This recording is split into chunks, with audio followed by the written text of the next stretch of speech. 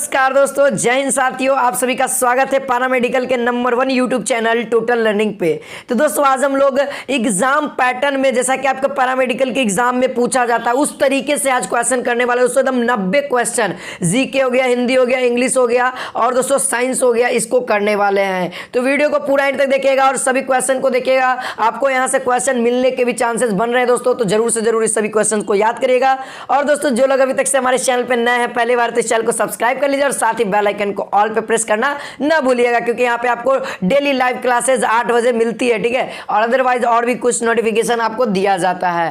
तो दोस्तों चलिए हम लोग वीडियो को शुरू करते हैं। पीडीएफ के लिए आप हमारे टेलीग्राम चैनल को ज्वाइन कर सकते हैं, ठीक है। तो चलिए दोस्तों यहाँ पे आपको मैं दिखाना चाहता हूँ। तो यहाँ पे देखिए दोस्तों, हम लोग क्या करने वाले हैं, सामान्य विज्ञान का यहाँ पे पहला चैप्टर आता है, आपको सामान्य विज्ञान से क्वेश्चन वहाँ पे देखने को मिलेगा, है ना। तो चलिए दोस्तों क्वेश्चन नंबर 1 यहाँ पे कह रहा है किस एक का कैलोरी मान सर्वाधिक होता है, यानी कि कौन सा ऐसा दोस्तों यहाँ पे तत्व है जिसका 1 कैलोरी का मान सबसे अधिक होता है। ऑप्शन नंबर ए है दोस्तों पेट्रोल, ऑप्शन नंबर बी है hydrogen gas, option number C है ब्यूटेन और ऑप्शन नंबर डी है लकड़ी। हाँ जी,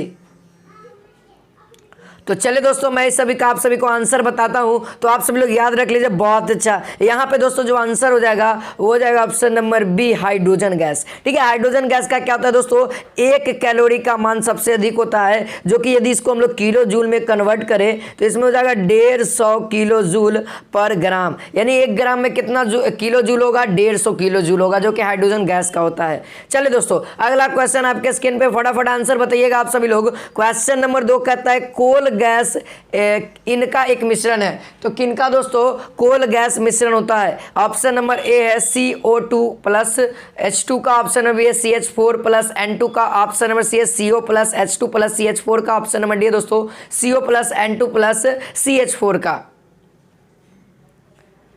हाँ दोस्तों जल्दी से बताइएगा। तो आज हम लोग दोस्तों 90 क्वेश्चन करने वाले हैं ना, 90 जो आपके पैटर्न में होता है ना, एकदम गजब का पेपर मैं आपके सामने लेकर के आ गया हूँ, वायरल क्वेश्चन कह सकते हैं दोस्तों। तो चलिए यहाँ पे दोस्तों आंसर आप सभी को याद रखना है ना। यहाँ पे आंसर क्या हो जाएगा दोस्तों, यहाँ पे हो जाएगा ऑप्शन नंबर सी हो जाएगा दोस्तों, जो कि कोल गैस मुख्यतः किस किस का होता है, कार्बन मोनोऑक्साइड और फिर CH4 का होता है और H2 का होता है, ठीक है। ये आपको ध्यान रखना है कोल गैस के लिए, ठीक है। यदि क्वेश्चन दिख जाएगा तो आपको टिक आउट करके ही आना है दोस्तों। एक क्वेश्चन 5 मार्क्स दिलाएगा, अगर एक क्वेश्चन भी गलत करते हो ना 5 मार्क्स आपका छूट सकता है ना। तो ध्यान रख के अच्छे से क्वेश्चन को सॉल्व करिएगा। चलिए दोस्तों क्वेश्चन नंबर 3 को यहाँ पे देखिए। क्वेश्चन नंबर 3 कहता है निम्नलिखित में से कौन सा एक तत्व अधातु है, यानी कि इसमें से कौन सा ऐसा एटॉमिक नंबर और दोस्तों और एटॉमिक मास है ना, जो कि अधातु को सूचित कर रहा है। यहाँ पे सबका अलग अलग है, परमाणु संख्या परमाणु भार अलग अलग है। तो ऐसा कौन सा धातु है, अधातु है दोस्तों, जिसका यहाँ पे मिलेगा एटॉमिक नंबर और एटॉमिक मास। हाँ जी बहुत अच्छा। यहाँ पे दोस्तों आप सभी लोग याद रखना है, क्या याद रखना है, यहाँ पे ऑप्शन नंबर ए 28-14 वाला याद रखना है। यहाँ पे आंसर क्या हो जाएगा, ऑप्शन नंबर ए दोस्तों 28-14 हो जाएगा, ठीक है। चलिए आपको मैं आगे बढ़ाता हूँ, क्वेश्चन नंबर 4 की ओर बढ़ गए हैं। क्वेश्चन नंबर 4 कहता है दोस्तों यह धातु CO, ठीक है, यह धातु CO को CuSO4 विलयन से विस्थापित नहीं कर सकता है, यानी कि इसमें से कौन सा ऐसा एलिमेंट है दोस्तों जो कि ये वाला, यानी कि CuSO4 का विलयन में यदि उसको डाला जाए तो Cu को नहीं हटा सकता है। तो आप सभी को याद, इसका आंसर आप सभी को पता ही होगा, विस्थापन की प्रक्रिया पता ही होगी, 10वीं 9वीं क्लास से पढ़ते आ रहे हैं, है ना। तो चले मैं आपको यहाँ पे बता दूं विस्थापन क्या कहता है, जो बरियार रहेगा वही कुर्सी पर बैठेगा। तो यहाँ पे दोस्तों कॉपर से यहाँ पे जो बरियार रहेगा वही ना कुर्सी पर बैठेगा, जो कमजोर रहेगा वो कुर्सी पर नहीं बैठेगा। तो विस्थापित कहने का मतलब कुर्सी पर बैठना, और यहाँ पे नहीं बैठना यानी कि इससे कम वाला क्या होता है दोस्तों, ऑप्शन नंबर डी देख लो, Hg जो है ना यह कॉपर से कम है। बाकी सब जितना है ना, सोडियम हो गया, जिंक हो गया और लेड हो गया, यह कॉपर से क्या है, अधिक क्रियाशील है, अधिक बरियार है और इसको भगा करके बैठ सकता है यदि सब विलयन में मिल गया तब, ठीक है। चलिए आगे देखिए। क्वेश्चन नंबर यहाँ पे 5 कहता है दोस्तों कौन एक क्रायोलाइट है। ये सब क्वेश्चन आपको मैंने किया है, ठीक है, करवाया भी है, तो आप सभी लोग याद करिए, ठीक है, रिवीजन कर लीजिए, महा रिवीजन कर सकते हैं इसको दोस्तों, और क्वेश्चन यहाँ से देखने के चांसेस भी बढ़ते हैं आपको, ठीक है। चलिए मैं यहाँ पे आप सभी को आंसर बताता हूँ, याद रखना क्रायोलाइट का मैंने बताया था दोस्तों, आप सभी लोग सही आंसर करिएगा, अब गलत मत करिएगा क्योंकि ये क्वेश्चन आपको मैं करवा चुका हूँ। तो हाँ भैया ऑप्शन नंबर डी यहाँ पे क्या हो जाएगा, Na3AlF6 है ना, Na3AlF6 हो जाएगा। बहुत अच्छा, चलो बहुत अच्छा। चलिए अगला क्वेश्चन की ओर बढ़िए। देखिए क्वेश्चन नंबर यहाँ पे 6 आ गया है। कहता है दोस्तों किस धातु की और धातुओं के साथ मिश्र धातु क्या कहलाता है, अमलगम कहलाता है। यानी कि कौन सा ऐसा धातु जो कि किसी धातु के साथ यदि मिक्स करते हैं तो उसके मिक्सचर को हम लोग क्या कहते हैं, अमलगम कहते हैं। क्या कहते हैं, अमलगम कहते हैं। चलिए हाँ जी बहुत अच्छा दोस्तों, यहाँ पे आंसर क्या हो जाएगा आप सभी लोग याद रखिएगा, यहाँ पे क्या हो जाएगा, यहाँ पे दोस्तों आप सभी का क्या हो जाएगा, Hg हो जाएगा, है ना, पारा। यानी दोस्तों पारा किसी भी ये धातु के साथ यदि मिक्सर करेगा तो वो क्या बनाएगा, धातु अमलगम कहलाएगा। ठीक है, अमलगम कहलाता है। ठीक है, सोना के साथ जैसा कि अमलगम कहलाता है, सोना के साथ यदि Hg मिलेगा तो ये क्या कहलाएगा, अमलगम कहलाएगा। चलिए क्वेश्चन नंबर 7 का आप लोग बताइए, यह तत्व ऊन में पाया जाता है। ऐसा कौन सा तत्व है दोस्तों जो कि ऊन में पाया जाता है। ऑप्शन नंबर ए है के, ऑप्शन नंबर बी है S, option number C Sc, option number D है पी फास्फोरस, पोटेशियम, सल्फर, है ना, और क्या है, सिलीनियम। तो चलिए दोस्तों यहाँ पे आंसर आप सभी लोग बता रहे हैं, बहुत अच्छा। मिला लो दोस्तों, यहाँ पे आंसर क्या हो जाएगा, ऊन में जो तत्व पाया जाता है ना, याद रखना आपसे भूलना नहीं। ठीक है, ऊन में कौन सा तत्व पाया जाता है, तो सल्फर पाया जाता है। ठीक है, यहाँ पे क्या हो जाएगा दोस्तों, ऑप्शन नंबर बी दोस्तों राइट हो जाएगा। ठीक है, बहुत ही इंपॉर्टेंट क्वेश्चन का सीरीज दोस्तों, 90 क्वेश्चन अभी करने वाले हैं और दोस्तों आपका लाइव क्लास एकदम बहुत ही शानदार चलने वाला है। तो जितना ज़्यादा से ज़्यादा स्टूडेंट को शेयर करो, है ना, शेयर करिए, लाइक करिए जो लोग अभी तक से लाइक नहीं, क्योंकि आपका एक लाइक से दोस्तों हमारा वीडियो बनाने का मोटिवेशन जागता है दोस्तों। चलिए अगला क्वेश्चन आपके स्क्रीन पे है, क्वेश्चन नंबर 8 कहता है दोस्तों नियोपेटेन में कितने CH3 का समूह है। नियोपेटेन का जब आप लोग दोस्तों स्ट्रक्चर बनाओगे तो वहाँ पे CH3 कितना बनेगा, के गो CH3 आएगा दोस्तों। ऑप्शन नंबर ए है 5, ऑप्शन नंबर बी है 3, ऑप्शन नंबर सी है 4, ऑप्शन नंबर डी है 2, है ना, नियोपेटेन। हाँ जी देखिए बहुत आसान है दोस्तों। चलिए मैं इसका आपको स्ट्रक्चर बना के दिखाता हूँ। जो नियोपेटेन होता है ये सी इधर से इधर से इधर से, कार्बन तो 4 को लेगा ये पता है, इधर क्या जाएगा CH3 जाएगा, इधर क्या जाएगा CH3 जाएगा, इधर क्या जाएगा CH3 जाएगा, इधर क्या जाएगा CH3 जाएगा। तो इधर से कितने बन गए, 1 2 3 और ये 4 बन गए ना, 4 बन गए।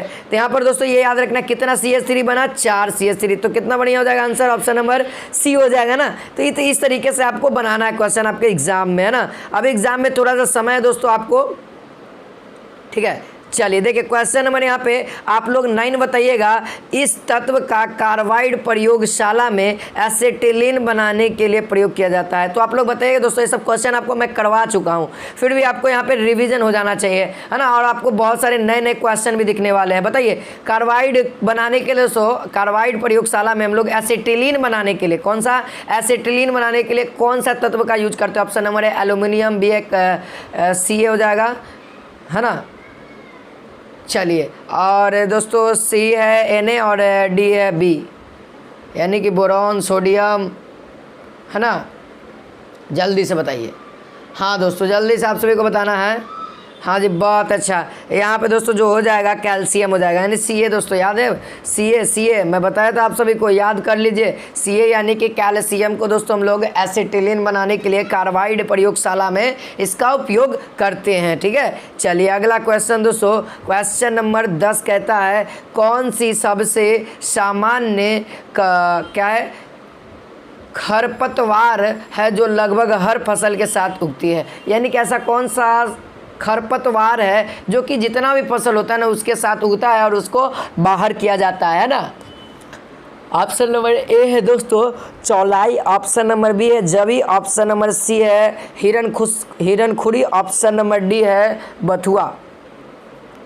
आप लोग बथुआ का साग जानते हो ना, जो लोग क्या कहते हैं गांव से बिलोंग करता होगा उसको पता होगा। बथुआ का साग हो गया, चना का साग हो गया, है ना, और बहुत बहुत तरह के साग पाए जाते हैं दोस्तों हमारे भारत में। चलिए इसका आंसर क्या हो जाएगा दोस्तों, ऑप्शन नंबर याद रखिएगा क्या हो जाएगा, चौलाई, जो कि प्रत्येक हर फसल में पाया जाता है। यह क्या है, खरपतवार है, ठीक है, वीड्स है, इसको अंग्रेजी में क्या कहते हैं, वीड्स है दोस्तों। क्या हो जाएगा ऑप्शन नंबर ए दोस्तों, चौलाई हो जाएगा। इसको अंग्रेजी में क्या कहेंगे,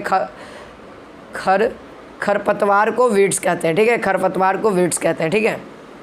चलो अगला क्वेश्चन दोस्तों, क्वेश्चन नंबर 11 कहता है किस एक की प्रतिदिन की जल की आवश्यकता न्यूनतम होती है। कौन सा ऐसा जानवर है दोस्तों जिसको प्रतिदिन जल की जो आवश्यकता होती है ना, वह कम होती है, क्या होती है, कम होती है। हाँ दोस्तों, इसका आंसर तो आप लोग सही बताएंगे सभी लोग। यहाँ पे ऑप्शन नंबर 1 कहता है सुअर, बी कहता है मुर्गी, और सी कहता है गाय, और डी कहता है ऊँट, है ना। बहुत अच्छा दोस्तों, यहाँ पे आंसर क्या हो जाएगा, सभी स्टूडेंट सही बता रहे, ऊँट जी। हाँ जी, ऊँट क्या होता है दोस्तों, ये रेगिस्तान में पाया जाता है, जिसके कारण ये क्या करता है, पानी को बचाता है, ठीक है। अगर एक बार पानी पिएगा ना, पूरा पी लेगा, और वो क्या करेगा, उसके शरीर में ऐसा ही प्राकृतिक देन है ना कि उसके शरीर में एक थैला टाइप से वहाँ पे क्या होता है, पानी जम जाता है, और उसका जब आवश्यकता होता है तो वो ऊँट अपने द्वारा निकालते रहता है, ठीक है, शरीर के अंदर ही ऐसा है। चलिए अगला क्वेश्चन देखिए, आगे वाला क्वेश्चन देखिए दोस्तों। यहाँ पे क्वेश्चन नंबर 12 कहता है रेंडर पेस्ट का कारण है, रीडर पेस्ट का कारण क्या है दोस्तों। ऑप्शन नंबर ए जीवाणु, ऑप्शन बी विषाणु, ऑप्शन नंबर सी कवक, ऑप्शन नंबर डी कीड़ा। ये जो बीमारी है दोस्तों वह किसके कारण होता है, रिंडर पेस्ट। हाँ जी, ये क्वेश्चन आपको मैंने बताया था, शायद परसों ही क्वेश्चन हुआ था। वो हुआ था कि दोस्तों कि निम्नलिखित में से बताइए कौन सा जीवाणु ग्रस्त जनित रोग नहीं है। तो इसमें ऑप्शन में ये भी था आपको, है ना, तो उसमें तो हम टिक नहीं मारे, तो यानी कि ये था। तो यहाँ पे आप सभी को उस क्वेश्चन से आपको ये भी क्वेश्चन हो गया कि ये जीवाणु जनित रोग है, किसके कारण होता है, जीवाणु के कारण होता है, ठीक है। तो आई होप आप सभी लोग समझ ही गए होंगे, है ना। मोस्ट इंपॉर्टेंट दोस्तों देखें, पीछे वाला क्लास से आपको आगे के ये सब प्रीवियस ईयर क्वेश्चन आपको देख रहे होंगे, है ना। देखो आपको बहुत ही मजा आ जाएगा आज के इस लाइव क्लास में। आप सभी लोग शेयर नहीं किए तो शेयर करिए। चलिए क्वेश्चन नंबर 13 कहता है दोस्तों कौन एक तत्व की कमी के कारण होता है। कौन सा दोस्तों, तत्व की कमी के कारण, न कि विटामिन के कमी के कारण, है ना। तत्व की कमी के कारण दोस्तों कौन सा रोग होता है। ऑप्शन ए होता है क्या होता है, मरामस होता है, बी कहता है बेरी, सी कहता है पैलाग्रा, और डी कहता है घेगा यानी कि ग्लाइटर, है ना। हाँ जी, बहुत अच्छा दोस्तों, यहाँ पे क्या हो जाएगा आंसर, बहुत सारे स्टूडेंट डी बता रहे हैं, बहुत अच्छा, आप सभी का सही है दोस्तों। यहाँ पे घेगा रोग जो होता है ना, वह किसकी कमी के कारण होता है, यह आयोडीन की कमी के कारण होता है। और दोस्तों हमारा जो आयोडीन है ना, यह कहाँ, इसको आई से यानी कि ज़्यादातर कहाँ पाया जाता है, नमक में। अगर आपका आयोडीन की कमी होता है दोस्तों तो नमक खाइए, क्या खाइएगा, नमक खाइएगा। और गला में जो प्रॉब्लम होता है ना, वो आयोडीन के कमी के कारण, तो जिसको हम लोग घेगा रोग के नाम से जानते हैं। कभी कभी गला बज जाता है तो वही रोग के कारण होता है। चलिए दोस्तों, यहाँ पे क्वेश्चन नंबर 14 कहता है कौन एक हार्मोन नहीं है। कौन एक हार्मोन नहीं है। देखिए क्वेश्चन हमने कर चुका है, तो यहाँ पे आप सभी को सबको सही आंसर बताना। ऑप्शन नंबर डी हो जाए दोस्तों, कोलेस्ट्रॉल क्या है दोस्तों, यह हमारा शरीर का हार्मोन नहीं है। और दोस्तों मैंने इसके बारे में बताया था कोलेस्ट्रॉल कितना होना चाहिए हमारे शरीर में, कोलेस्ट्रॉल कितना होना चाहिए, तो 120 से दोस्तों 140 mgdl था पर DL, है ना, ऐसा ही कुछ करके था। तो ये 120 से 140 कोलेस्ट्रॉल होना चाहिए सामान्य आदमी के लिए। चलिए अगला क्वेश्चन दोस्तों, अगला क्वेश्चन आपके लिए मैं लेकर के आ गया। क्वेश्चन नंबर 15 कहता है कौन अग्नाशय द्वारा स्रावित होता है। तो आपको बताना है दोस्तों कौन अग्नाशय द्वारा स्रावित होता है और वसा जल का अपघटन करता है ना। कौन अपघटन करता है। Option number A pepsin, option number B है लाइमेज, ऑप्शन क्या है एमाइलेज, ऑप्शन नंबर सी है लाइपेज, ऑप्शन नंबर डी दोस्तों पित्त। हाँ जी, बहुत अच्छा। यहाँ पे दोस्तों आप सभी का सही आंसर यहाँ पे याद रख लीजिए, क्या हो जाएगा दोस्तों, अग्नाशय द्वारा जो स्रावित होता है ना और वसा को जल अपघटन करता है, तोड़ता है, तो वो कौन है दोस्तों, लाइपेज, है ना। क्या हो जाएगा दोस्तों, लाइपेज होगा यहाँ पे। और ये कहाँ पाया जाता है, और ये कहाँ पाया जाता है जी, अग्नाशय में। अगर इस तरीके से क्वेश्चन पूछ दे कि लाइपेज कहाँ पाया जाता है, तो अग्नाशय में, क्योंकि वहीं से ये उत्पन्न हो रहा है तब, ठीक है। चलिए आगे बढ़ते हैं दोस्तों। क्वेश्चन नंबर यहाँ पे 16 कहता है अगर एक जल में एक हानिकारक रसायन 0.02 ppm है तो उस जल में रहने वाले मछलियों की सांद्रता होगी। हाँ जी, तो देखिए ये क्वेश्चन जो है ना दोस्तों, ये थोड़ा सा गलत है। ये क्वेश्चन आपके प्रीवियस ईयर में पूछा गया है, जो कि गलत पूछा गया है ना। पीपीएम दे दिया, मछलियों की सांद्रता कैसे बता सकते हैं, है ना। तो ये क्वेश्चन थोड़ा सा गलत है, तो इस क्वेश्चन को हम लोग पेंडिंग में रखेंगे, नेक्स्ट क्वेश्चन की ओर बढ़ेंगे, है ना। हम ज़्यादा समय नहीं बर्बाद करेंगे एक ही क्वेश्चन पे। जो क्वेश्चन आपको नहीं आए ना, उसको थोड़ा देर के लिए छोड़ दीजिए और आगे बढ़िए, क्योंकि आपके पास कम समय है और 90 क्वेश्चन सॉल्व करना रहता है। चलिए दोस्तों, क्वेश्चन नंबर 17 कहता है प्रकाश संश्लेषण के लिए कौन सी गैस आवश्यक है। तो चलिए दोस्तों, मैं आपको इसका आंसर बता देता हूँ। जो प्रकाश संश्लेषण है ना, उसके लिए दोस्तों कौन सी गैस आवश्यक होती है, तो CO2, जिसको हम लोग कार्बन डाइऑक्साइड के नाम से जानते हैं। और इसका उपयोग दोस्तों पत्तियों के द्वारा किया जाता है। किसके द्वारा? पत्तियों के द्वारा। क्यों किया जाता है? तो भोजन बनाने के लिए, ठीक है। और दोस्तों आपसे एक क्वेश्चन पूछता हूँ कि ये पत्तियों द्वारा भोजन बनता है, वो कौन सभी पौधे के पास पहुँचाता है? पौधे के सभी अंगों के पास कौन पहुँचाता है भोजन को? हाँ जी, बहुत अच्छा दोस्तों, कौन पहुंचाता है? हाँ, बहुत अच्छा। यहाँ पे कहा जाएगा दोस्तों फ्लोएम। कौन हो जाएगा? तो फ्लोएम दोस्तों, फ्लोएम जो होता है ये पौधे के प्रत्येक भाग में भोजन को पहुंचाता है। और जाइलम, जाइलम के नाम से पता चलता है, यह जड़ में पाया जाता है और ये जड़ से जल और खनिज लवण को लाता है, ठीक है। और ये दृढ़ता प्रदान भी करता है हमारे पेड़ पौधे को। चलिए अगला क्वेश्चन दोस्तों, क्वेश्चन नंबर 18 कहता है एक दुर्घटना ग्रसित व्यक्ति रक्तदान की आवश्यकता है, यानी कि उसको रक्त की आवश्यकता है, उसके रक्त समूह का ज्ञान नहीं है, तो इस समूह का रक्त दिया जाएगा। यानी कि देखिए, मान लो किसी व्यक्ति का एक्सीडेंट हो जाता है और वो बहुत ही ज़्यादा खून उसका बर्बाद हो गया, उसको खून चाहिए और उसको पता नहीं है कि उसका कौन सा खून है, O है, AB है, AB है, कौन है, इसको नहीं पता है, लेकिन उसको खून की आवश्यकता है और जाँच करने का समय भी नहीं है। तो अब बताइए उसको कौन सा ब्लड दिया जाएगा? जांच करने का भी समय नहीं है। Option number A option number B है, बी ऑप्शन नंबर सी है, ओ ऑप्शन नंबर डी है दोस्तों AB।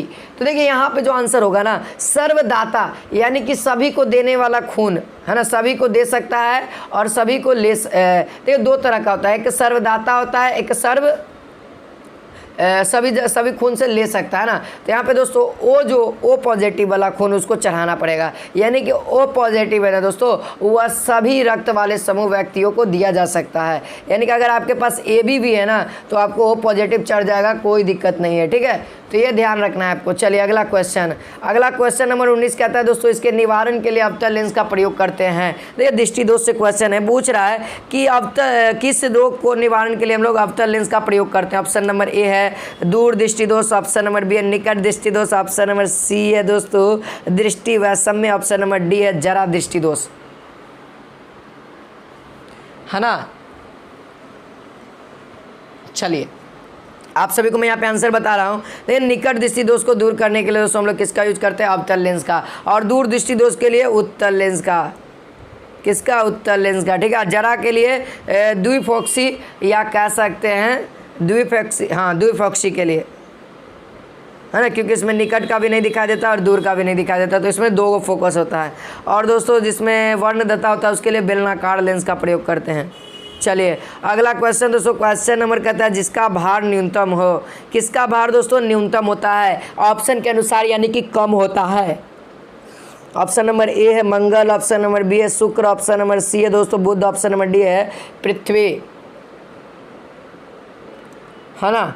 तो यहाँ पर दोस्तों आंसर क्या होगा? देखिए आप सभी को मैं बताता हूँ। यहाँ पे जो आंसर हो जाएगा वो हो जाएगा बुध, ठीक है। बुध सबसे छोटा होता है, जो कि 88 दिन में अपना परिक्रमा को, सूर्य की परिक्रमा को पूरा कर लेता है। जैसा कि आपको पता है पृथ्वी को 365 दिन लग जाते हैं ना। तो यहाँ पे जो देखिए क्वेश्चन याद रखना है, पृथ्वी को 365 दिन और बुध को 88 दिन, जो कि सबसे कम समय में कर लेता है, ठीक है।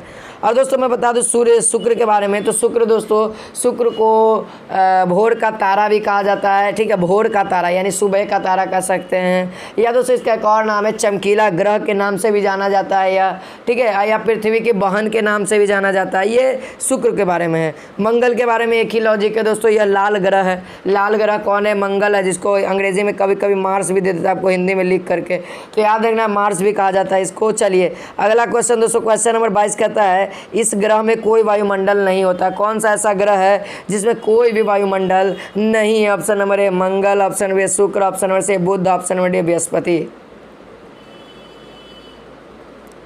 हाँ जी, देखिए यहाँ पे आंसर क्या होगा दोस्तों? मंगल। मंगल में क्या है दोस्तों? कोई वायुमंडल नहीं है, है ना। मंगल में क्या है, कोई भी वायुमंडल अभी नहीं है, जो कि अभी कुछ दिनों में ये चीज़ लाया जाएगा, ठीक है। CO2 के गैस के वायुमंडल के अवरक्त किरणों का अवशेष मुख्यतः उत्तरदायी है, यानी कि यहाँ पे जो वायुमंडल में जो मिला है ना वो CO2 का प्रमाण मिला है अभी तक से, ठीक है। इसीलिए तो दोस्तों वहाँ पे ऑक्सीजन की भी व्यवस्था मिल रही है, धीरे धीरे खोज किया जा रहा है और ज़्यादा मात्रा में वहाँ पे रहने की पॉसिबिलिटी बन रही है, पॉजिटिव बन रही है, ठीक है। चलिए अगला क्वेश्चन दोस्तों, क्वेश्चन नंबर 22 यहाँ पे कहता है यह गैस वायुमंडल में क्या है, इन्फ्रा रेड यानी कि अवरक्त विकिरण अवशोषण के लिए सर्वाधिक उत्तरदायी है। तो जल्दी से बताइए सर्वाधिक उत्तरदायी कौन सा है। तो दोस्तों आप सभी को मैं बता दूं, यहाँ पे जो आंसर होगा ना वो क्या होगा दोस्तों, ऑप्शन नंबर ए हो जाएगा CO2। क्या होगा, CO2 यहाँ पे आंसर हो जाएगा, ठीक है। चलिए याद रखिएगा, यहाँ पे क्या हो जाएगा, CO2 यहाँ पे आंसर हो जाएगा। और देखिए यहाँ पे दोस्तों जो आंसर ये 22 का है ना, यहाँ पे दोस्तों इसका मैंने थोड़ा सा गलत बता दिया है, ठीक है। हाँ जी, बहुत सारा स्टूडेंट कह रहा है कि सर मंगल कैसे होगा। चलो मंगल नहीं होगा, देखो क्योंकि मंगल पे तो जीवन यापन संभव है, बिना वायुमंडल के जीवन यापन कैसे संभव होगा। तो यहाँ पे जो बुध है ना, बुध में जीवन यापन का अभी तक से नहीं खोज किया गया है, क्योंकि वहाँ पे वायुमंडल ही नहीं मिला है ना। और जैसे ही वायुमंडल मिल जाता है दोस्तों तो वहाँ पे भी जीवन यापन मिल जाएगा, ठीक है। तो यह इसको सुधार लेना दोस्तों, ऑप्शन नंबर यहाँ पे सी, यहाँ पे बुध हो जाएगा। चलिए अगला क्वेश्चन दोस्तों, क्वेश्चन नंबर यहाँ पे 23 कहता है, देखिए क्वेश्चन नंबर 23 कहता है किस माध्यम में ध्वनि की गति न्यूनतम होगी, यानी कि किस माध्यम में दोस्तों ध्वनि जो है ना वो गति न्यूनतम होगी। चलिए बहुत अच्छा, यहाँ पे दोस्तों ऑप्शन नंबर ए वाले का राइट है, वायु में, ठीक है। आप सभी को मैं इसका ध्वनि के बारे में थोड़ा सा बताता हूँ। ध्वनि क्या है दोस्तों, एक यांत्रिक क्या है, यांत्रिक तरंग है, ठीक है। ध्वनि क्या है, एक यांत्रिक तरंग है। आपसे क्वेश्चन पूछेगा ध्वनि कौन सी तरंग है, ऑप्शन में यांत्रिक, अनुप्रस्थ, है ना, इस तरह से रहेगा। तो आपको याद रखना है क्या, यांत्रिक, ठीक है। और यह वायु में यानी कि जिसका अणु ज़्यादा दूर दूर तक, जैसे निर्वात में ध्वनि चल भी नहीं करेगा, यानी कि ध्वनि को चलने के लिए दोस्तों माध्यम की ज़रूरत है, जो कि माध्यम सबसे कम चाल किसमें होता है, तो वायु में। वायु का ऐसा माध्यम है जहाँ पे ध्वनि का मान जो होता है ना एकदम कम होता है। आप खुला में बाजा बजाना, कभी भी ट्राई करना खुला में बाजा बजाना और देखना क्या होगा, दूर जाने के बाद आवाज़ उतना कस के आएगा। आप मान लो आप यहाँ पे बाजा बजा रहे हो, देखो यहाँ पे मान लो मैं बाजा बजा रहा हूँ और यहाँ पे जाने के बाद क्या होगा, आवाज़ क्या होगा, कम हो जाएगा। लेकिन दोस्तों अगर कोई व्यक्ति यहाँ पे कर रहा है तो इसको आवाज़ तेज़ होगा, लेकिन ये यहाँ पे है तो यह क्या होगा, बहुत ही कम आवाज़ आएगा, क्योंकि दोस्तों यहाँ पे क्या होता है, धीमी गति में ट्रैवल करता है ना। ध्वनि में क्या होता है, धीमी गति में इसका आने में समय लग जाता है, जिसके कारण कुछ अवशेष बाहर चले जाते हैं, फेंका जाते हैं। चलिए क्वेश्चन नंबर 24 को देखिएगा, कहता है हुक का नियम संबंधित है। देखिए आप लोग 12th क्लास में केमिस्ट्री में ये हुक का नियम पढ़े होंगे। ऑप्शन नंबर ए है दाब, ऑप्शन नंबर बी आयतन, ऑप्शन नंबर सी प्रतिबल, ऑप्शन नंबर डी पृष्ठ तनाव। तो हुक का नियम किस चीज़ से संबंधित है, जल्दी से बताइएगा।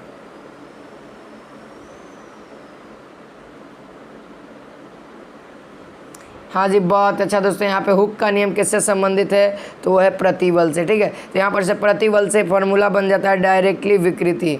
क्या हो जाता है, विकृति। ये क्या हो जाएगा दोस्तों, यहाँ पर से विकृति, यहाँ पे आंसर हो जाएगा। यहाँ पे देख लीजिए आप लोग, क्या हो जाएगा, विकृति हो जाएगा। और ये प्रतिबल के डायरेक्टली प्रोपोर्शनल होता है। तो यहाँ पे क्या हो जाएगा, ऑप्शन नंबर सी यहाँ पे दोस्तों हुक का नियम संबंधित था। चलिए अगला दोस्तों क्वेश्चन नंबर 25 कहता है पास्कल सेकेंड इसकी इकाई है। पास्कल सेकेंड दोस्तों किसकी इकाई है, ऑप्शन नंबर ए पृष्ठ तनाव, ऑप्शन नंबर बी प्रतिबल, ऑप्शन नंबर सी विकृति, ऑप्शन नंबर डी श्यानता। तो आप लोगों को बताना है दोस्तों जल्दी से आंसर। देखिए यहाँ पे क्या है, पास्कल सेकेंड है। यदि पास्कल रहता तो दोस्तों आप लोग डायरेक्ट कहाँ पे मारते, दाब की ओर मारते हैं ना। दाब का क्या होता है, ऐसा यूनिट पास्कल होता है ना। तो याद रख लीजिए दाब का ऐसा यूनिट क्या होता है, पास्कल होता है। अगर पास्कल सेकेंड आ गया है ना, पास्कल इंटू सेकेंड आ गया तो ये किसका हो जाएगा दोस्तों, आपको याद बता दो, आप सभी को मैं बता दूं, यहाँ पे श्यानता जो होता है ना, श्यानता बल उसका होता है। श्यानता बल किसे कहते हैं, तो जहाँ पे प्रत्येक स्थिति पे क्या हो, मान बढ़ते रहे, कम ना हो, बढ़ते रहे। जैसे आप लोग बोरिंग वाला पाइप देखते होंगे तो यहाँ पे देखो पानी का यदि एक ही फोर्स रहे तो पानी आगे बढ़ेगा, नहीं बढ़ेगा। अगर पानी पे क्या होता है, बार बार बढ़ते जाता है, यहाँ पे कुछ और बल था, यहाँ पे कुछ और है, यहाँ पे कुछ और है, यहाँ पे कुछ और है, तब ना जाकर के पानी आगे की ओर बढ़ेगा। नहीं तो पानी पे अगर एक ही बल रहे तो एक ही जगह स्थिर रहेगा, ठीक है। तो ये होता है श्यानता बल। चलिए दोस्तों अगला क्वेश्चन, अगला आ जाते हैं दोस्तों हम लोग हिंदी में, है ना। हिंदी का सेक्शन को देखिए दोस्तों। क्वेश्चन नंबर 41 कहता है पावक में प्रत्यय है। तो जल्दी से बताना दोस्तों। मैथमेटिक्स का दोस्तों सीरीज हम लोग बाद में करेंगे, क्योंकि अगर मैथमेटिक्स ला देते तो थोड़ा सा लंबा हो जाएगा वीडियो। तो दोस्तों हम लोग इसमें 4 सब्जेक्ट को करते हैं, 5वां सब्जेक्ट आपको मैं अलग से बना दूंगा, ठीक है। यहाँ पे पावक का प्रत्यय पूछ रहा है दोस्तों, जल्दी से बताना है। ऑप्शन नंबर ए अन्न, ऑप्शन नंबर बी अक, ऑप्शन नंबर सी आक, ऑप्शन नंबर डी है अक्कर। तो यहाँ पे क्या हो जाएगा दोस्तों, इसका आंसर आप सभी लोग को याद रखना है, ठीक है। पावक है ना जी, तो पावक यानी कि अक हो जाएगा, लास्ट में क्या हो जाएगा, अक हो जाएगा। तो यहाँ पे ऑप्शन नंबर सी हो जाएगा। अक्कर किस में लगेगा, तो पी अक्कर जो होता है ना, पी जोड़ अक्कर क्या हो जाएगा, पी अक्कर। पीने दारू पी के नहीं घूमते रहता था, हम लोग कहते हैं पी अक्कर। तो पी अक्कर में यदि पी जोड़ पी कर दिया ना पी अक्कर में, तो ये हो जाएगा पी अक्कर। पी अक्कर का क्या हो जाएगा दोस्तों, प्रत्यय हो जाएगा, ठीक है। ये ध्यान रखिएगा। चलिए ठीक है, इसका विग्रह आप लोग करके देख सकते हो, ठीक है। जैसे क्या कर देंगे, इसको पौ जोर अक करेंगे तो देख लीजिए जो लास्ट में आएगा ना, इसी को हम लोग क्या कहते हैं, प्रत्यय कहते हैं। तो अक है ना। चलिए क्वेश्चन नंबर 42 कहता है दोस्तों लहर शब्द का पर्यायवाची नहीं है।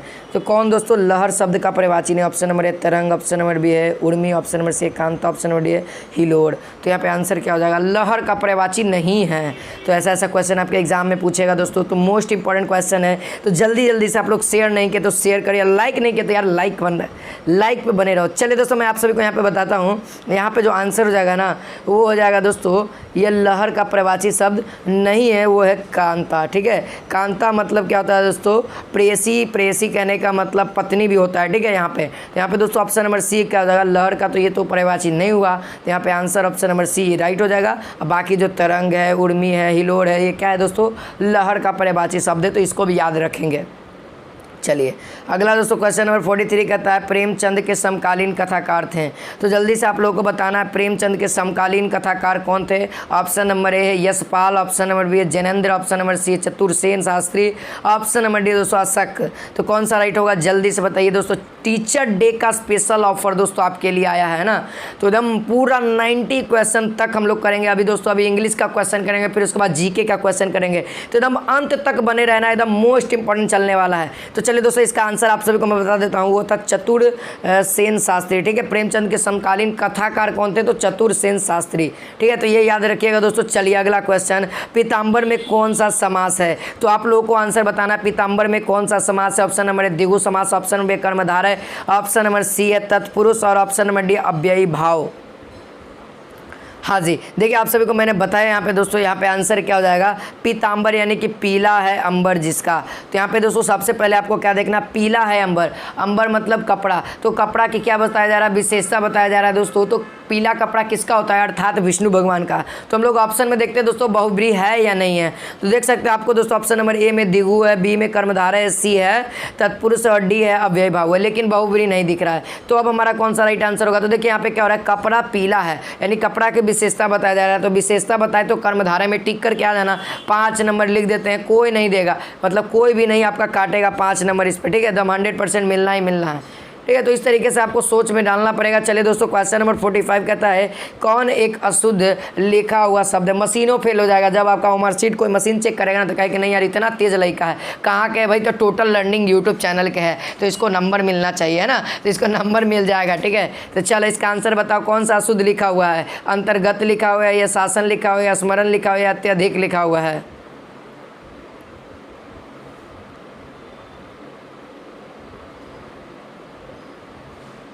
है ना। तो यहाँ पे दोस्तों अंतर्गत का जो शुद्ध रूप होगा ना वह क्या होगा, ये देख लो ऑप्शन नंबर ए। यहाँ पे दोस्तों ऑप्शन नंबर ए दोस्तों देख सकते हैं,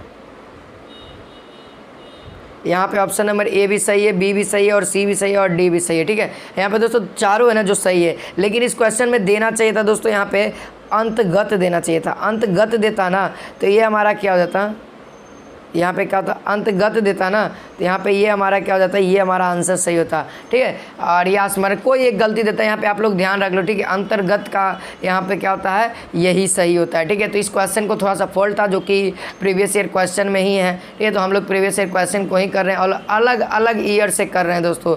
चलिए क्वेश्चन नंबर 46 यहाँ पे कहता है कोल्हू का बैल होना का अर्थ होता है। कोल्हू का बैल होना का अर्थ क्या होता है? ऑप्शन नंबर ए किसान होना, ऑप्शन नंबर बी जानवर की तरह व्यवहार करना, ऑप्शन नंबर सी गाँव में रहना, और ऑप्शन नंबर डी है दोस्तों दिन रात काम करते रहना, है ना। तो यहाँ पे देखो कोल्हू का बैल होना, यहाँ पर से आप सभी को आना चाहिए दोस्तों। कोल्हू का बैल होना, कोल्हू का बैल का क्या काम है? दिन रात काम करते रहो। तो यहाँ पे दोस्तों दिन रात काम करते रहना, देख सकते हो ऑप्शन नंबर डी दोस्तों जो बता रहे हैं उन सभी का सही है। ठीक है, तो यहाँ पे दोस्तों ऑप्शन नंबर डी यहाँ पे राइट हो जाएगा। चलिए अगला क्वेश्चन दोस्तों आपके स्क्रीन पे है, कहता है क्वेश्चन नंबर 47 प्रेमचंद की पंच परमेश्वर कहानी जिसमें दूसरी बार सरपंच कौन बना था? देखो ये 12th का रिलेटेड क्वेश्चन आ गया। जो 50 मार्क्स का जो किताब था ना उसमें ये क्वेश्चन पूछा था। तो यहाँ पे दोस्तों आपको 12th से भी रह सकता है, 11th से भी रहेगा। ठीक है, तो ज़्यादा आपको मोटिवेट रहना है कि हम लोग क्वेश्चन को बना के आएंगे दोस्तों। और कितना सही होता है 90 में से ज़रूर बताइएगा ना, क्योंकि दोस्तों आपको मैं बता रहा हूँ ना, यहाँ पे मैथमेटिक्स का ही नहीं हो रहा, बाकी सब सब्जेक्ट का तो करा ही रहा हूँ। तो चलिए यहाँ पे दोस्तों ऑप्शन नंबर दोस्तों यहाँ पे क्या हो जाएगा 47 का दोस्तों ऑप्शन नंबर ए हो जाएगा अलगू। ठीक है, सबसे पहले कौन बना था? जुम्मन बना था, फिर उसके बाद कौन बना? अलगू बना। ठीक है, तो याद रखना। ठीक है, यहाँ पे कौन हो जाएगा जी? सरपंच दूसरी बार कौन बना था? दूसरी बार दोस्तों जुम्मन बना था, सॉरी। ठीक है, यहाँ पे अलगू क्या था? पहली बार बना था। ठीक है, पहली बार बनाया था तो वह क्या किया था? जुम्मन के रिलेटेड वह केस को सॉल्व किया था, जिसमें केस को वह क्या दिया था? मौसी के तरफ दे दिया था, जिसके कारण टकराव हो गया था। अब फिर उसके बाद क्या होता था? अलगू के साथ कुछ प्रॉब्लम क्रिएट हो जाता था समझू साहू के बदौलत, है ना। बैल से रिलेशन ये हो जाता था। अब दोस्तों अब क्या होता था? जुम्मन अब उसका बदला लेना चाहता था। जब इसका बारी आया था ना तो ये इसके पक्ष में नहीं किया था। जब लेकिन दोस्तों ये पंच बना था, ये दूसरी बार पंच बना, तो क्या हुआ दोस्तों? वहाँ पे इसको एहसास हो गया कि जो भी पंच की गद्दी पर बैठता है हमेशा सच ही निकलता है। तो इसीलिए दोस्तों इस कहानी का शीर्षक दिया गया था पंच परमेश्वर। यानी कि दोस्तों जो पंच होते हैं ना वो परमेश्वर के समान होते हैं, जो कि कहानी किनके द्वारा लिखा गया है? प्रेमचंद के द्वारा। तो याद रखना है क्या? Option number B. ठीक है, चलिए अगला दोस्तों क्वेश्चन नंबर 48 कहता है कौन एक शुद्ध लिखा हुआ शब्द है? तो यहाँ पे कौन सा शब्द दोस्तों जो शुद्ध लिखा हुआ है? ऑप्शन नंबर ए हस्तक्षेप, ऑप्शन नंबर बी है आगामी, ऑप्शन नंबर सी है दोस्तों श्रीमती, ऑप्शन नंबर डी है दूसरा। हाँ जी, तो यहाँ पर दोस्तों आप सभी को मैं बता दूँ जो सही लिखा हुआ शब्द है ना वो क्या है? दूसरा, है ना। कि दूसरा इसी तरीके से लिखा जाता है, बट आगामी को क्या लिखा जाता है? आगामी। ठीक है, आगामी को नहीं लिखा जाता है, आगामी लिखा जाता है। ठीक है, इस तरीके से लिखा जाता है। श्रीमती है ना, तो श्री तो सही लिखा हुआ है, बट दोस्तों मती आप लोग इस तरफ से देखे होंगे, हस्तक्षेप होता है। ठीक है, क्या होता है? हस्तक्षेप होता है ना। यहाँ पे देख सकते हैं आप सभी को, ये क्या हो जाएगा? हस्तक्षेप हो जाएगा। ठीक है, हस्तक्षेप यानी कि वो क्या कह रहा है? किसी भी पॉइंट में वह क्या कर रहा है? उसको गलत साबित कर रहा है, हस्तक्षेप कर रहा है, बीच में आ जा रहा है। ठीक है, उस तरीके को हम लोग हस्तक्षेप करते हैं। देखिए यहाँ पे देखिए क्वेश्चन नंबर 49 कहता है जो करेगा सो भरेगा में कितने संबंध वाचक सर्वनाम है? संबंध को व्यतीत कर रहा है। तो यहाँ पे ऑप्शन नंबर है 0, ऑप्शन नंबर बी है 1, ऑप्शन नंबर सी है 2, ऑप्शन नंबर डी है 3।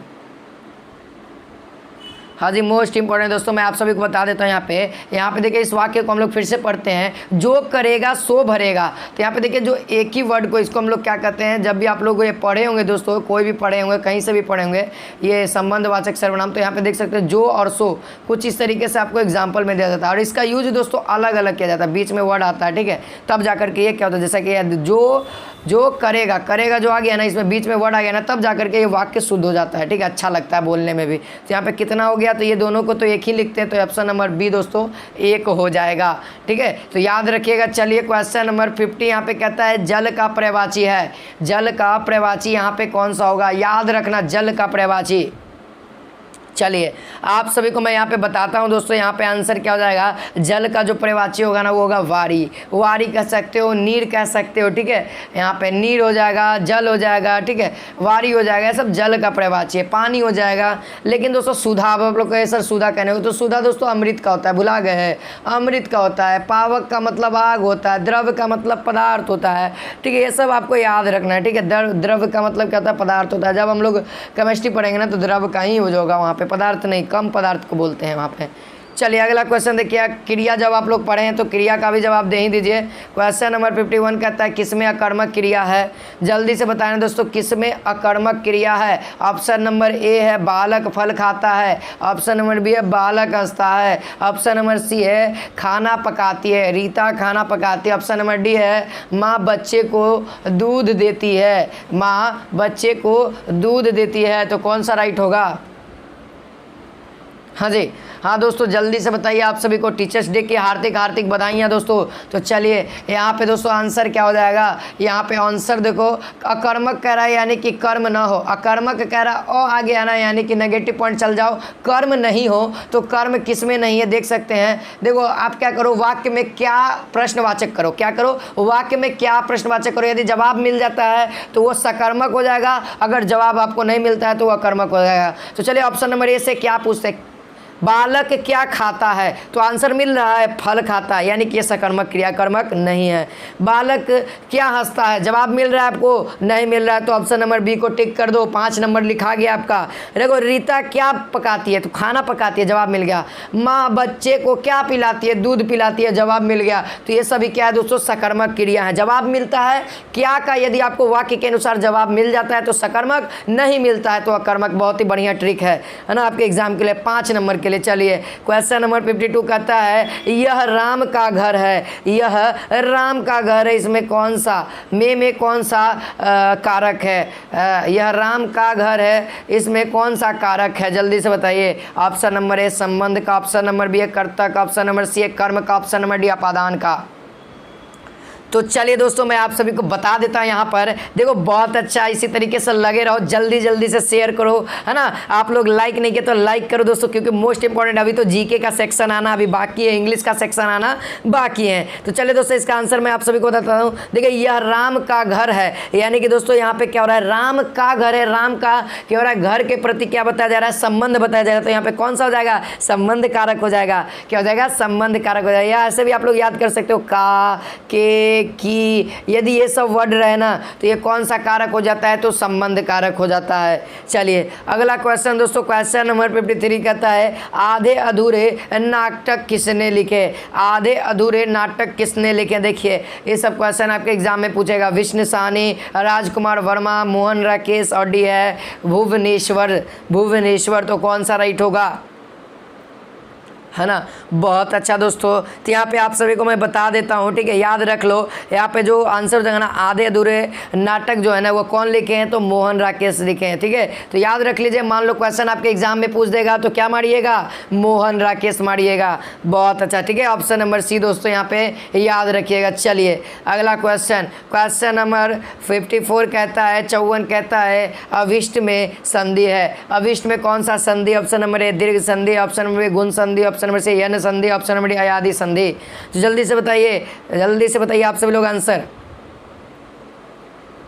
देखिए यहाँ पे इसका आंसर क्या हो जाएगा दोस्तों, इसका आंसर हो जाएगा ऑप्शन नंबर ए दीर्घ संधि। कैसे होगा सर, तो सबसे पहले आपको इसको विग्रह करना पड़ेगा। तो अभी जोड़ इष्ट कर सकते हैं, अभी जोड़ इष्ट कर सकते हैं। तो देखो यहाँ भी क्या है, ई है और ई है दोस्तों, और ई जोड़ ई मिलके क्या बनाता है, दीर्घी बनाता है। और आप सभी को पता है कि दीर्घी आ गया और दो गो सेम सेम यदि रह जाए तो वह दीर्घ संधि कहला जाता है। दीर्घ स्वर संधि, दीर्घ स्वर संधि, ठीक है, याद रखना ये स्वर संधि का प्रकार है दीर्घ। तो यहाँ पे ऑप्शन नंबर ए दोस्तों राइट हो जाएगा। चलिए अगला क्वेश्चन, क्वेश्चन नंबर दोस्तों 55 कहता है कौन भाववाचक संज्ञा, कौन भाववाचक संज्ञा क्रिया से बनी है। तो यहाँ पे दोस्तों ऐसा कौन सा है जो कि क्रिया से भाववाचक बना है, क्रिया शब्द से, यानी कि काम, क्रिया हम लोग किसे कहते हैं, काम करना ही क्रिया कहलाता है। तो काम वाला चीज से भाववाचक बना हुआ है। ऑप्शन नंबर ए मित्रता, ऑप्शन नंबर बी है ममता, ऑप्शन नंबर सी हंसी, ऑप्शन नंबर डी है मैल। हाँ जी बहुत आसान है। देखो हम लोग यहाँ पे देखो मित्रता तो क्या है जी, मित्र है यहाँ पे, ये तो क्या चला जाएगा, यहाँ पे डायरेक्ट ये चला जाएगा संज्ञा की ओर। ममता क्या है दोस्तों, भाववाचक है। मैल क्या है, तो मैल एक तरह से हमारा क्या हो जाएगा दोस्तों, ये भी हमारा क्या है दोस्तों, एक तरह से संज्ञा है, मैल है। अब यहाँ पे दोस्तों हंसी, हंसी मतलब क्या आप क्या क्यों हंस रहे हो, किस चीज़ का काम कर रहे हो, हंसने का काम कर रहे हैं, तो ये क्रिया हो जाएगा। और हंसी क्या होता है, हंसना ये क्रिया हो जाएगा, और हंसी जो हो जाएगा ना ये भाववाचक में कन्वर्ट हो जाएगा। तो यहाँ पे ऑप्शन नंबर सी यहाँ पे राइट हो जाएगा। अब दोस्तों अब हम लोग अंग्रेजी की ओर बढ़ते हैं, तो यहाँ पे देख सकते हैं दोस्तों अंग्रेजी में कहता है out of the 4 option choice the one nearest in meaning to given the word. यानी कि दोस्तों ये जो आपको वर्ड दिया गया है इसमें से कौन सा इसका मिलता जुलता वर्ड है, इसको बताना है। तो चलिए हम लोग शुरू करते हैं।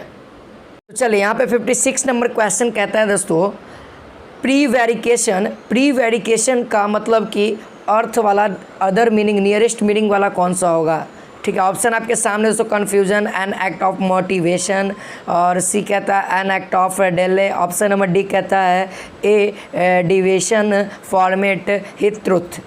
तो यहाँ पर दोस्तों इसका मैं सबसे पहले आपको हिंदी बता देना चाहता हूँ ताकि आपको समझ में आए। यहाँ पे हो जाता है वाक्य छल, है ना, क्या हो जाता है दोस्तों यहाँ पे वाक्य छल। यानी कि दोस्तों इसका जो आंसर हो जाएगा ना हो जाएगा option number D A deviation format he truth. यानी कि दोस्तों इसका हिंदी अगर हम लोग बात करें एक विचलन, यानी कि यहाँ पे एक छल कह सकते हैं, एकदम सेम अर्थ वाला मिल रहा है यहाँ पे, है ना।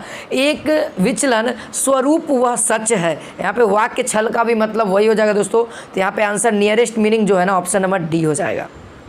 चलिए अगला क्वेश्चन नंबर 57 कहता है मॉडिकम। मॉडिकम का यहाँ पे कौन सा हो जाएगा दोस्तों, मॉडिकम का मतलब होता है दोस्तों भोजन की थोड़ी मात्रा। क्या होता है मॉडिकम का मतलब क्या हो जाता है, भोजन की थोड़ी मात्रा, भोजन की थोड़ी मात्रा। तो इसका नियरेस्ट यानी कि जान पहचान वाला कौन हो जाएगा, तो यहाँ पर देख सकते हो दोस्तों आप लोग option number D. Option number D बहुत अच्छा, आप लोग आंसर करते रहो इसी तरीके से। ऑप्शन नंबर डी देखो स्मॉल अमाउंट यानी कि थोड़ी मात्रा, तो दोनों का कहीं ना कहीं थोड़ा सा का मिलाप हो रहा है। तो यहाँ पे दोस्तों ऑप्शन नंबर डी सही हो जाएगा। चलिए दोस्तों अगला क्वेश्चन नंबर 58 कहता है इनमिरिकल। इनमिरिकल का यहाँ पे कौन सा होगा, इनमिरिकल का मतलब होता है दोस्तों विरोधी, है ना। क्या होता है विरोधी। तो यहाँ पे विरोधी का मतलब एक और वर्ड पर्यायवाची वर्ड क्या हो सकता है अंग्रेजी में, हाँ जी। तो यहाँ पर दोस्तों आप सभी को मैं बता दूँ हॉस्टिल, ठीक है, हॉस्टली, ठीक है, हॉस्टली मतलब ऑप्शन नंबर बी दोस्तों यहाँ पे क्या हो जाएगा, राइट हो जाएगा। यहाँ पे इसका अर्थ भी क्या हो जाता है, विरोधी ही हो जाता है, विरोधी के रूप में इस तरीके से होता है, ठीक है, याद रखिएगा। चलिए अगला क्वेश्चन दोस्तों अब अपोजिट वाला ज्ञात करना। देख लो opposite meaning in the given word, है ना। अपोजिट मीनिंग बताना दोस्तों। यहाँ पे कहता है रमपात का अपोजिट क्या होगा, 59 कहता है रमपात। रमपात का मतलब होता है दोस्तों अनियंत्रित। रमपात का मतलब होता है क्या, अनियंत्रित। इसका विपरीत क्या हो जाएगा, नियंत्रित। तो नियंत्रित का अंग्रेजी में क्या कहते हैं दोस्तों, कंट्रोलेड, यानी कि क्या है, नियंत्रित है। तो यहाँ पे दोस्तों ऑप्शन नंबर ए हो जाएगा, राइट आंसर हो जाएगा ना। चलिए अब इसी तरीके से क्वेश्चन नंबर 60 कहते हैं लैका डायसिकल, ठीक है, लैका डायसिकल। यहाँ पे क्या होगा, लैका डायसिकल का अपोजिट मीनिंग क्या होगा, है ना। तो यहाँ पे दोस्तों इसका जो अर्थ होता है ना वो होता है भावुक, भावुक हो जाता है। इसका अर्थ की बात करें तो हिंदी की बात करें तो भावुक होता है। तो इसका हिंदी में दोस्तों यहाँ पे देख सकते हो ऑप्शन नंबर सी इंथ्यूस्टैटिक, है ना। इंथ्यूस्टैटिक जो हो जाएगा ना ये इसका मतलब होता है उत्साहित। तो एक दूसरे को मैकअप कर रहा है, आप किसी के प्रति भावुक है या उत्साहित है किसी भी तरह का, जैसे कि टीचर डे मनाने के लिए आप लोग क्या है दोस्तों, भावुक है, उत्साहित है ना। तो यहाँ पे ऑप्शन नंबर सी यहाँ पे राइट हो जाएगा। चलिए अब दोस्तों इक्वानिमिटी यहाँ पे क्या होगा, इसका अपोजिट मीनिंग क्या होगा। तो यहाँ पे दोस्तों आप सभी को मैं डायरेक्ट आंसर बताता हूँ, इसका होता है समभाव। इसका हिंदी आप लोग याद रख लेना, ठीक है, क्या हो जाएगा, समभाव। तो दोस्तों याद रखिए क्या होगा, समभाव। अगर इसका अपोजिट आप लोगों को याद है तो बहुत अच्छी बात है, नहीं याद है तो आप लोग सिनोनिम्स एंटोनिम्स हो गया और फिर उसके बाद वन लाइन सब्स्टिट्यूशन हो गया, उसको याद करिए आप लोग, ठीक है, बहुत ही ज़्यादा इंपॉर्टेंट है। तो यहाँ पे दोस्तों इसका आंसर क्या हो जाएगा, इसका आंसर दोस्तों ऑप्शन नंबर क्या हो जाएगा जी, ए वाले का राइट है, एक्सिनिटी यानी कि चिंता, एक्सिनिटी यानी कि चिंता हो जाएगा दोस्तों। चलिए क्वेश्चन नंबर 62 कहता है his phenomenal success so that he has got the Midas touch. यहाँ पे कहता है from the following choice the correct option. इसमें से कौन सा राइट होगा, हाँ जी, तो आपको चुनना है, जल्दी से चुनिए, क्योंकि आपको एक तरह से टेस्ट हो रहा है यहाँ पे, है ना, कि आप लोग उस चीज़ के लिए तैयार हो कि नहीं हो। देख सकते हैं आप लोग यहाँ पे लिखा हुआ भी है बिहार पारा मेडिकल के लिए, है ना, बिहार पारा मेडिकल के लिए ही है दोस्तों, कोई फालतू चीज़ नहीं लाया हूँ। तो चलिए इसका आंसर आप लोगों को मैं बता देता हूँ। यहाँ पे आंसर हो जाएगा option number C, ability to succeed in all projects, है ना। यहाँ पे दोस्तों ऑप्शन नंबर सी वाले का राइट हो जाएगा। चलिए अगला क्वेश्चन 63, अगला क्वेश्चन का आंसर आप लोग बताओ। 63 कहता है in the armed forces it is considered a great क्या है प्रिविलेजेड, है ना, privilege to die in harness, है ना। क्या होगा राइट आंसर इसका, जल्दी से बताइए, सही वाला वर्ड बताइए, यहाँ पे वाक्य बताइए। तो यहाँ पे दोस्तों मैं आपको डायरेक्ट आंसर बताता हूँ, याद कर लो। हाँ जी, बहुत अच्छा, ऑप्शन नंबर सी दोस्तों सब स्टूडेंट बता रहे हैं, बहुत सारे स्टूडेंट सी बता रहे हैं। तो यहाँ पे दोस्तों क्या हो जाएगा, डाई विल स्टिल वर्किंग, यहाँ पे दोस्तों आंसर हो जाएगा, क्या हो जाएगा, डाई विल स्टिल वर्किंग हो जाएगा। चलिए अगला क्वेश्चन नंबर 64 कहता है in the parliament every member can have the floor with permission of the speaker. इसमें से कौन सा राइट होगा, जल्दी से बताइए, है ना। अगला दोस्तों देख लीजिए, करेक्ट वर्ड चुनने वाला अगला क्वेश्चन है इसके बाद। तो इसका आंसर आप लोग दोस्तों याद कर लीजिए, ठीक है। इसका आंसर क्या हो जाएगा, मेक अ स्पीच। क्या हो जाएगा, स्पीकर क्या काम करेगा, मेक अ स्पीच, स्पीच को तैयार करेगा। यहाँ पे ऑप्शन नंबर सी दोस्तों राइट हो जाएगा। चलिए अगला क्वेश्चन कैसा है दोस्तों, fill the blanks choicing the correct word from the given option. यहाँ पे चलिए 65 को देखते हैं, कहता है in the Buddhism it is impossible to keep ethics and, और क्या है, physiology dot dot dot form one another because they dot dot dot at many points. तो यहाँ पे आंसर कौन सा वर्ड सही होना चाहिए दोस्तों, तो यहाँ पे देख लो, इसका जो बुद्धाइज्म के अनुसार है, यानी कि बौद्ध धर्म से रिलेटेड क्वेश्चन है। तो यहाँ पे जो आंसर हो जाएगा ना, तो ये याद रख लीजिए, ऑप्शन नंबर यहाँ पे ए हो जाएगा, अवे और कॉन्सिक्ट, है ना, कोई इस्टिक्ट, यहाँ पे आंसर ऑप्शन नंबर ए हो जाएगा, ठीक है।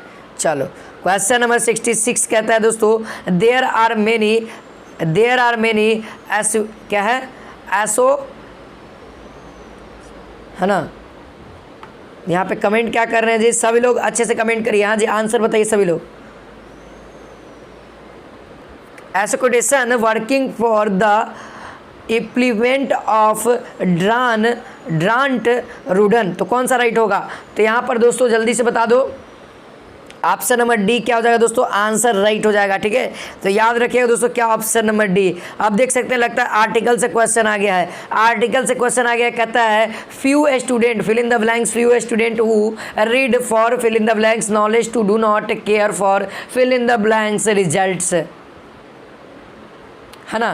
तो यहाँ पर दोस्तों आंसर क्या हो जाएगा, यहाँ पे आप सभी लोग याद रखिएगा, जो आंसर होगा ना, पहले तो द लगेगा, पहले क्या लगेगा, फ्यू है ना। तो फ्यू के साथ क्या लगाएंगे, यहाँ पे ए लगाएंगे, फिर द लगाएंगे, द नॉलेज, और फिर उसके बाद क्या लगाएंगे, द रिजल्ट, है ना। तो यहाँ पर दोस्तों क्या हो जाएगा, ऑप्शन नंबर बी देख सकते हैं, यहाँ पे ए द आंसर हो जाएगा, ठीक है, ए द आंसर हो जाएगा। तो इंग्लिश में दोस्तों ऐसा क्वेश्चन पूछा जाता है, बहुत सारे स्टूडेंट का डिमांड था कि सर आप इंग्लिश नहीं पढ़ा रहे हो, तो लो इंग्लिश ले लो। चलो बहुत सारे स्टूडेंट कह रहे थे। चलिए क्वेश्चन नंबर 68 कहता है I appeal to you dot dot dot mercury dot dot dot on the, क्या है, प्रीशॉनर, जल्दी से बताइए। Option number A on four, option B of four, option number C four on, option number D on eight.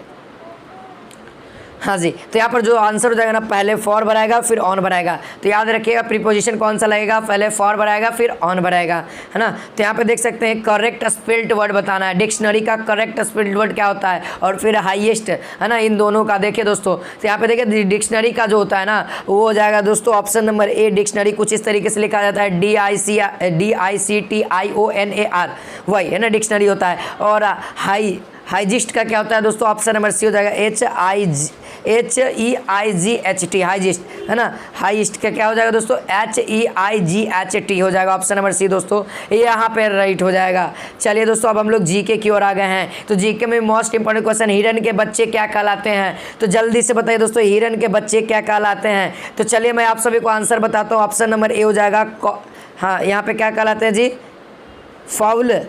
हाँ जी दोस्तों, क्या कहते हैं, फॉन कहते हैं, ठीक है, फाउल नहीं फॉन कहते हैं। यहाँ पे दोस्तों ऑप्शन नंबर डी, यहाँ पे हिरन के बच्चे को क्या कहते हैं, फॉन कहते हैं, ठीक है, याद रखिएगा।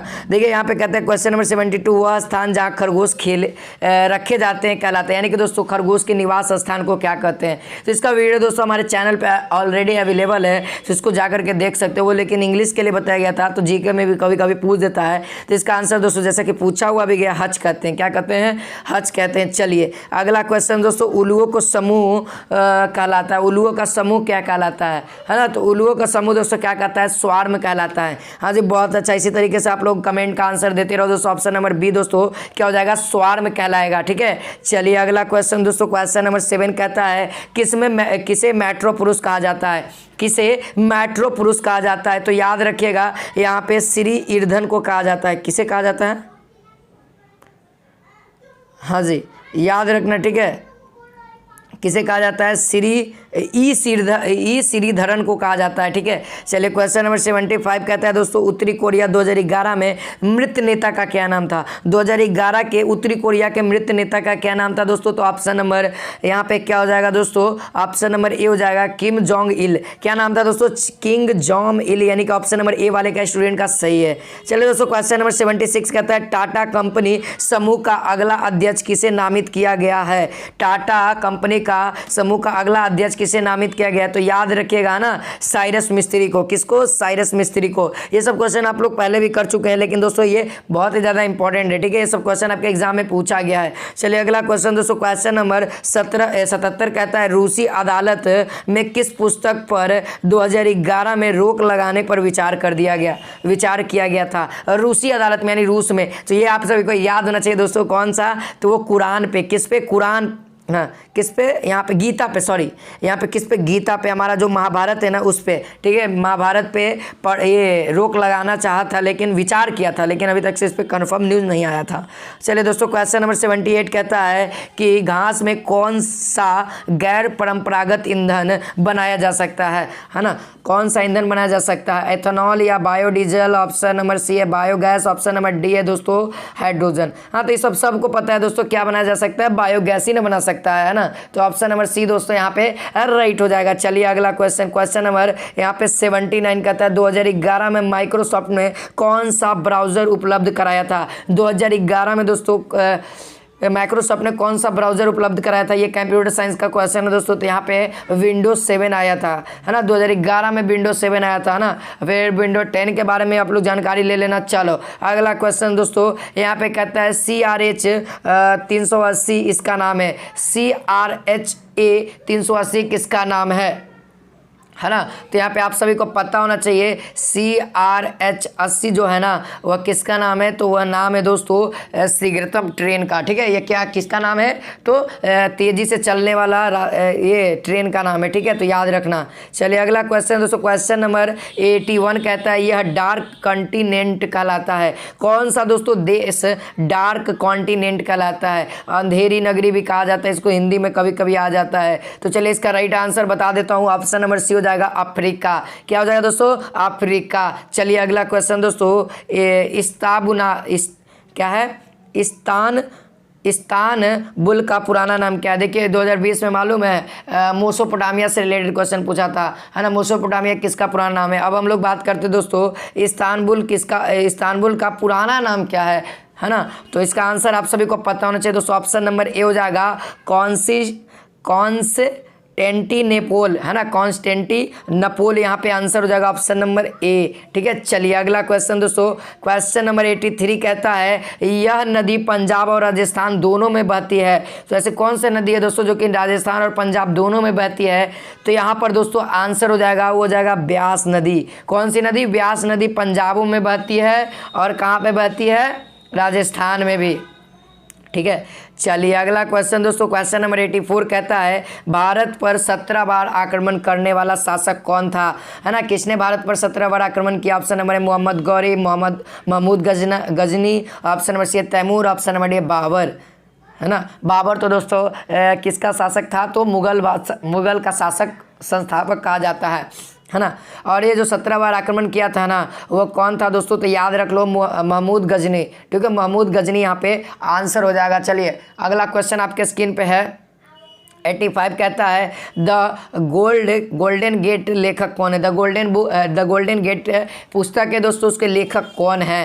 तो ऐसा क्वेश्चन भी पुस्तक वाला से भी क्वेश्चन आता है, तो पुस्तक वाले को भी मैं आपको दे दूंगा डिटेल, ठीक है, कि कौन सा पुस्तक है। टोटल एक ही वीडियो मात्र 10 से 15 मिनट में पूरा बुक वाला याद करवा दूंगा, है ना। चलिए इसका आंसर क्या हो जाएगा दोस्तों, ऑप्शन नंबर सी है सलमान रश्दी। क्या हो जाएगा दोस्तों, सलमान रश्दी। यहाँ पे क्या हो जाएगा, विक्रम सेठ, सॉरी यहाँ पे क्या हो जाएगा, विक्रम सेठ। दोस्तों द गोल्डन गेट है ना, द गोल्डन गेट के लेखक कौन है, विक्रम सेठ, है ना। तो याद रखिएगा, ये क्वेश्चन आ सकता है आपके एग्जाम में। चलिए क्वेश्चन नंबर 86 कहता है किस खिलाड़ी के सम्मान में उसके नाम का एक स्टेडियम बनाया गया, है ना, उसके नाम का स्टेडियम बनाया गया। तो यहाँ पे आप सभी को पता होना चाहिए उसका नाम कौन था, भाईचुंग भूटिया, है ना। भाईचुंग भूटिया के नाम से दोस्तों ये क्या एक स्टेडियम बनाया गया था, ठीक है, तो याद रखिएगा। चलिए अगला क्वेश्चन आपके स्क्रीन पे है, कौन हम्पी इस खेल से संबंधित है। कोनेरू हम्पी, ठीक है, कोनेरू हम्पी किस, ये जो कोनेरू हम्पी वो किस खेल से संबंधित है। तो आप सभी को बता दो, जैसे ये क्वेश्चन हम लोग पीछे भी कर चुके हैं, तो ये जो है ना वो चेस खेल से संबंधित थे, है ना। चेस खेल के विजेता कहे जाते हैं दोस्तों। ऑप्शन नंबर ए यहाँ पे आप सभी का राइट है, जो लोग ये बता रहे हैं। चलिए क्वेश्चन नंबर 8 कहता है द ड्रम के नाम से प्रसिद्ध है। द ड्रम के नाम से कौन प्रसिद्ध है। Option number A Hitler, option B Shahrukh Khan, option number C है Charlie Chaplin, option number D है आमिर खान, है ना। तो यहाँ पर दोस्तों ऑप्शन नंबर सी हो जाएगा चार्ली चैपलिन, है ना। द ड्रम के नाम से कौन प्रसिद्ध है, द चार्ली चैपलिन, है ना। ये बिना बोलने वाली ये दोस्तों मूवी वाला था, मूवी का सीन था, ठीक है। इसमें क्या होता था, बिना बोले हुए लोगों को हंसाया जाता था चार्ली चैपलिन के द्वारा। चलिए अगला क्वेश्चन 89 कहता है दोस्तों 2010 में प्रथम हैंस क्रिस्टियन, ठीक है, क्रिस्टियन एंडरसन साहित्य पुरस्कार किसने जीता। 2010 में प्रथम हैंस क्रिस्टियन एंडरसन साहित्य पुरस्कार किसने जीता।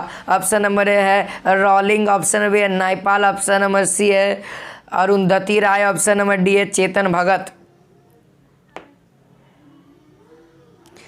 हाँ जी, आप सभी को पता होना चाहिए 2010 में जो जीता था ना वो तो कौन था, रॉलिंग था, ठीक है। कौन था दोस्तों, रॉलिंग था। तो याद रखिएगा ऑप्शन नंबर ए हो जाएगा। चलिए क्वेश्चन नंबर 19 और लास्ट दोस्तों, हम लोग 90 नंबर क्वेश्चन पे आ चुके हैं, है ना। तो बहुत अच्छा, आप सभी लोग दोस्तों लाइक और शेयर नहीं किए तो यार लास्ट है, लाइक और शेयर कर लो। चलिए यहाँ पे कहता है कौन 2011 में केंद्रीय चलचित्र क्या है प्रमाणन बोर्ड के अध्यक्ष बने गए थे। तो आप सभी को मैं इसका डायरेक्ट आंसर बताता हूँ, लीला सैमसन। लीला सैमसन जो थे ना वो चलचित्र प्रमाणन के बोर्ड के अध्यक्ष बने थे। तो दोस्तों आई होप आप सभी को कैसे लगे कमेंट में जरूर बताइएगा, और कितना 90 में से आप लोग अचीव किए हैं जरूर बताइएगा दोस्तों। इसी तरीके से आप लोग कमेंट में अच्छा कमेंट बताइए कि आप सभी को क्लासेस कैसा लगा। मिलते हैं नेक्स्ट वीडियो में। जय हिंद, जय भारत।